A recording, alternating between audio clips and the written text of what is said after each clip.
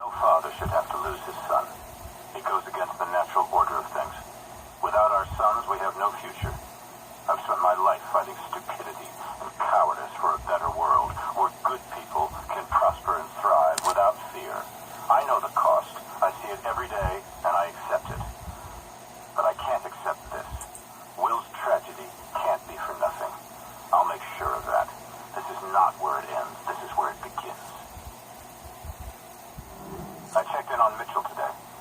Gideon's kicking his ass, but he'll get there. He's got a good head on his shoulders, and that same determination that Will had. I can see why they were close. The Marines, in their infinite wisdom, deemed him unfit for duty. Can't fight with one arm.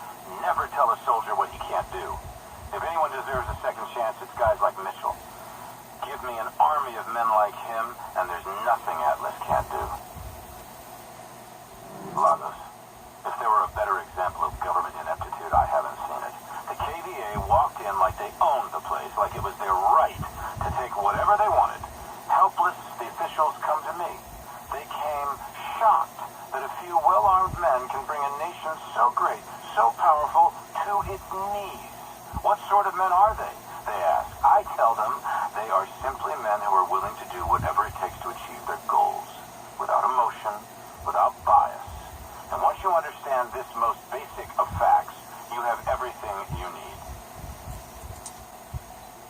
Above-ground nuclear power facilities have been a tactical hazard since their inception. In 2048, Atlas submitted a lengthy report to the Defense Department on the security risks.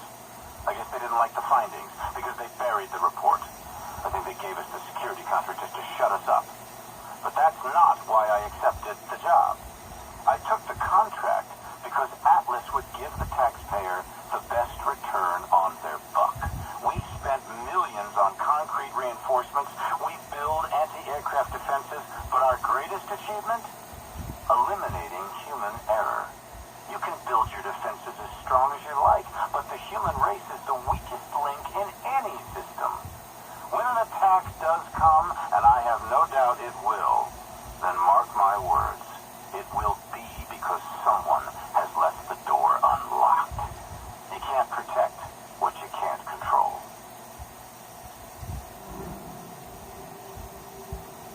Leaders lead. Success or failure comes down to the choices we make. Capturing Dr. Danois and bringing him to justice would be a decisive step forward in the hunt for Hades, but what purpose does it serve to prosecute this man for his crimes if we can use him to prevent future crimes against humanity? Hundreds, maybe thousands, have been killed by this man's experiments, but what if the results could one day benefit humanity and save lives? Is it wrong to put that knowledge to use, regardless of how it was obtained? It's only right that we respect the dead. What better way to honor them than give meaning to their demise? Scientific data exists outside any moral framework. It's a resource that can be exploited for good or bad. The choice is ours. But to choose to do nothing with it is no choice at all. It is to accept that innocent people died for nothing. A mission of this scale is a serious endeavor in the best of circumstances. Operating in the middle of a busy tourist destination is, without doubt, extremely risky. But the risk is the key to our success. Hades has gambled on our humanity. No government can survive the public outcry if hundreds of innocent tourists are killed in a botched mission. Hades knows this. But we're not the government, and our power does not come from popular mandate. The government could have stopped us, the United Nations could have stopped us, but they didn't. Why? Because they think I've stepped into my own trap. They've seen what Atlas can do, and they know how powerful Atlas has become. They're afraid, more afraid of me than they are of Hades. And with the KVA on the run, who is left to disrupt their status quo? They look at us, and instead of seeing our success, they see a threat. Someone too powerful to control, too powerful to stop. And so they've gambled on our failure and their right to be afraid. Failure is not an option for us. As long as we deliver Hades' head on a stick, no one will want to stop us. They'll want to follow us.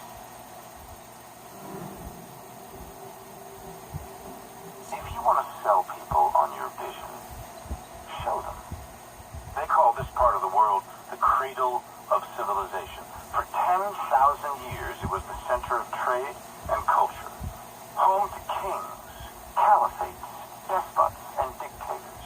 The first images of war I ever saw came from this place. 2 wars in 2 decades with nothing much to show for it. I saw how wars quickly became quagmires, if not prosecuted effectively. If ever there was somewhere that represented the utter failure of governance, Baghdad was it. While our leaders left this place to its fate, I took this as an opportunity to seize our destiny. 50 years of rot, and we rebuild it in 5. Now, New Baghdad is more than just a thriving city. It's a symbol of what's to come.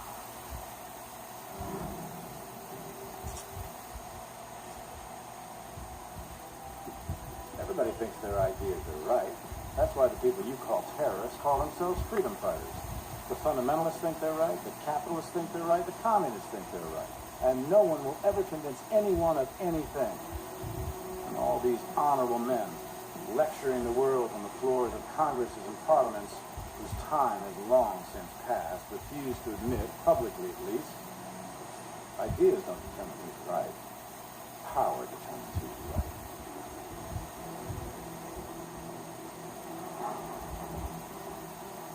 And I have the power, so I'm right.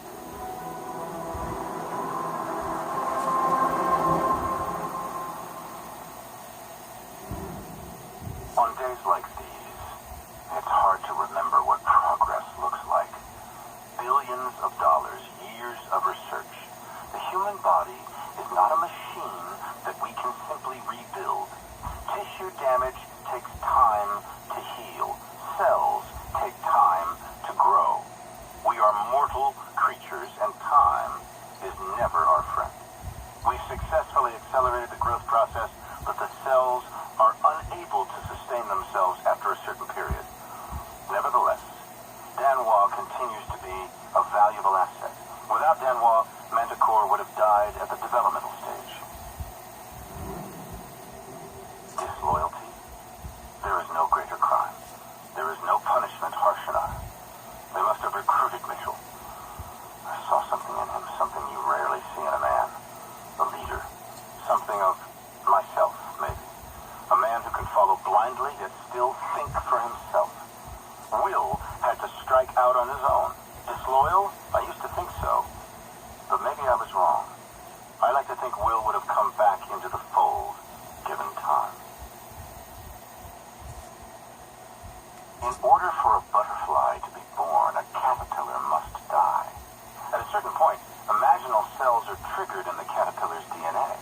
And these cells remain dormant, but once activated, they suddenly behave like a cancer, aggressively attacking the healthy cells. The cancer cells grow, and the caterpillar is eventually destroyed, but the cancerous cells become the basis of new life form, a butterfly. And so, the cycle continues. So cruel, yet so beautiful. Our greatest advances can equally lead to our destruction.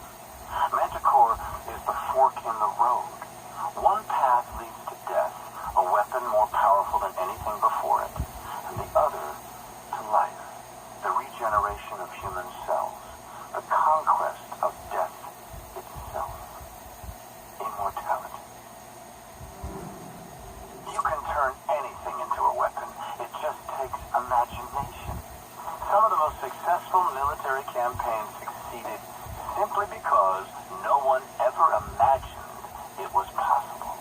If you're planning to take out the most powerful naval force on the planet, forget about doing it in the open water. Strike from the depths of the ocean, or strike before it even had a chance to leave port. By collapsing the bridge on the fleet, I will accomplish 2 things. The first is strategic, disabling the U.S. Third Fleet. The second, symbolic. For a century, the Golden Gate Bridge has stood for U.S. technological innovation and might. Destroy a powerful symbol of strength, and you turn it into an even more powerful symbol of weakness. Make an adversary feel weak, and they will become weak. A coward cowardly act of terrorism? Who the hell are they kidding? I went up against the largest naval fleet to ever sail the oceans with a small company of highly skilled and highly motivated special operatives, and won. They can spin it 1,000 different ways, but the images speak for themselves. Cowardly? No. I stand by my actions. Terrorism? Most certainly. If your actions do not inspire fear and terror in the hearts of your adversary, then you have no business waging war. The attack came as I predicted it would. In forcing them to react, they reacted foolishly because they are powerless to respond in any other way. An affront to their power is an affront to their very existence, but their show of strength, might, and resolve will merely expose their complete impotence. Power? They have no real power. They have propaganda. They have resources. They have committees and budgets, votes and vetoes, propositions and tabled amendments. All useless. Tomorrow, if we wake up at all, we will wake up to a new dawn, and that's when the real work begins. This moment has been years in the making. Billions of dollars, the years of research, the setbacks, and scientific breakthroughs. Many doubted that this day would come, but it has arrived. The genie is out of the bottle. Manticore exceeded all expectations and performed beautifully. Even now, having seen it with my own eyes, it feels like a miracle. I walked completely untouched as hundreds of enemy combatants lay dying all around me, struck down on the battlefield where they fought. Every man has a unique DNA, a code that is his and his alone, just as each man's destiny is his and his alone. Whoever controls Manticore controls that destiny of mankind. Nothing and nobody can stand in our way. The enemy is at our gate, but we will never let them win.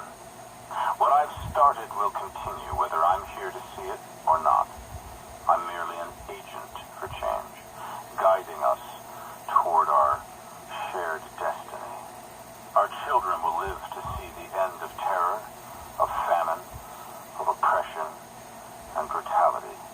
A world where all necessities will be provided. A world free from the tyranny of government, of artificial differences and false beliefs. A world united under one flag.